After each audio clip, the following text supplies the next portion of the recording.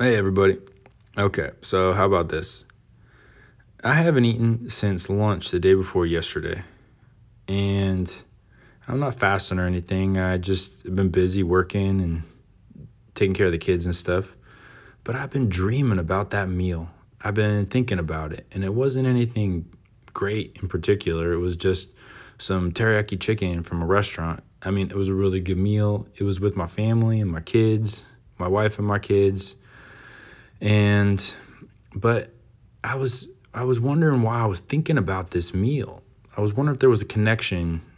Like I was wondering if you kind of get more memory of your last meal than, other meals.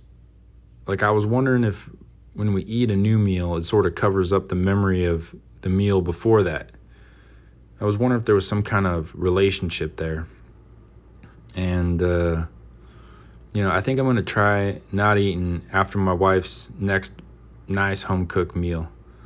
She made beef Wellington for Christmas this year, and man, I wish I could still remember that one. I would love to have enjoyed that one for a couple of days straight.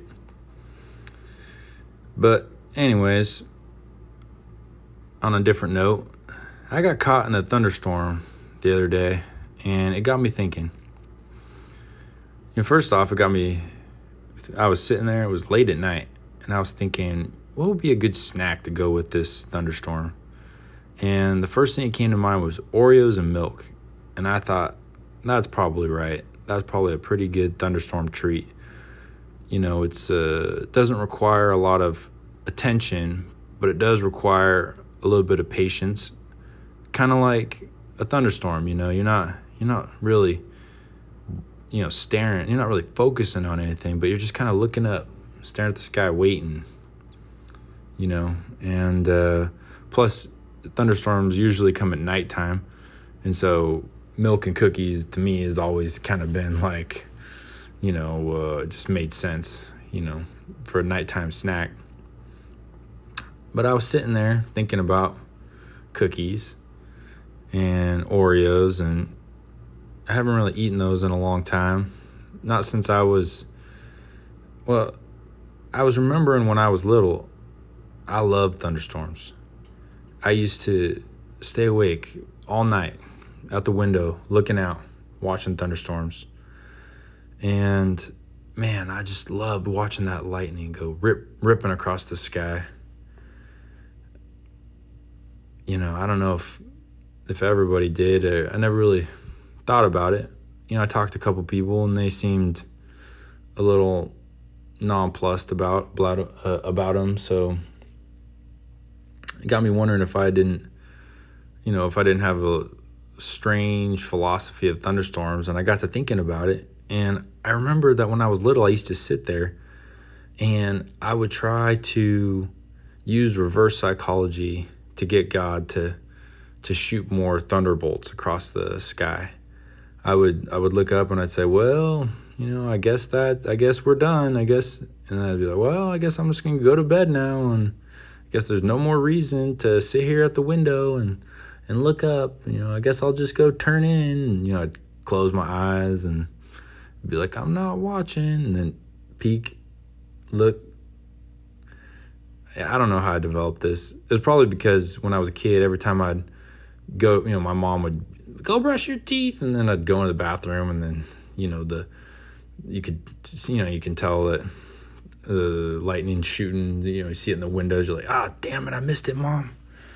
Brush your teeth really fast, run in. She's like, did you shower? You're like, god damn it. Then there's another white flash. And then I was thinking, as I got older, I started to use bribery, because I realized that reverse psychology didn't work on God. So I realized he was, just a regular guy like you or me. And I was going to have to use bribery, obviously.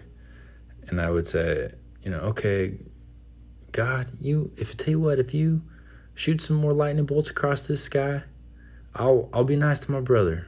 I would sit there and be like, I love my brother. I love him. He's the best. I'm going to love him forever. that kind of explains my relationship with God in a nutshell, I just realized. That's, but, yeah, I guess I thought God was up there, like, oh yeah, Dallas, oh, I'll show you, you, pew, pew, pew, take that and pew, pew, pew, zip, zap, dibby, dibby, pew, pew, zzz, zzz, zzz. I'll show you, Thunderstorm. You think I can't do it? You challenge me?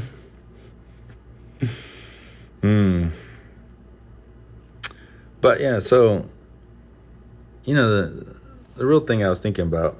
I mean, these are all real things I was thinking about, but I guess the deep thought that sort of gripped me was I'm laying there, kind of in and out of sleep, and trying to watch the window, but being all sleepy. And I had this vision of myself kind of like getting lit up by the lightning. And I realized that lightning's bright. And it reminded me of all this stuff I've been hearing about sleep and not getting light in your eyes late, not looking at your cell phone or TV, and because it messes with your circadian rhythm and all this stuff. And if you want to be healthy, you got to go to bed when the sun goes down and get up when the sun gets up. Or now that I think about it, though, is that what they're saying? Or are they just saying don't get light in your eyes? I'm not sure, but it's supposed to be real bad for shift workers. Or no, what do they call it? Shift workers. No, it's not shift workers. It's switch workers. People who work overnight.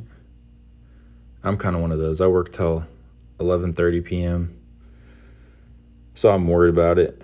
And I was thinking about it, and they talk about, everybody wants to tell you what to do to be healthy and how much sleep you need and what kind of sleep you need and all that.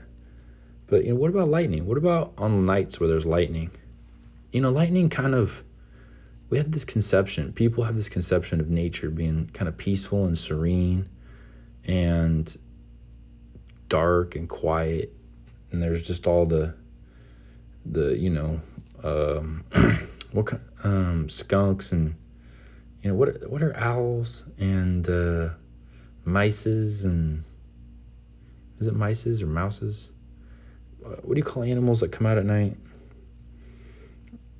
Anyways, there's a whole nother world out there, but it's supposed to be like real quiet and serene, and animals are creeping around doing things. And then you have this like lightning bolt that's like electricity shooting across the sky, bright, lighting everything up. It's like the sun. It's like the sun's playing peekaboo with the forest. Like full moons. What about full moons? How much light comes off a moon? Does that mess with your circadian rhythm? What about summer, when the days are shorter? Winter, when the days are longer? No, wait. Strike that. Reverse it.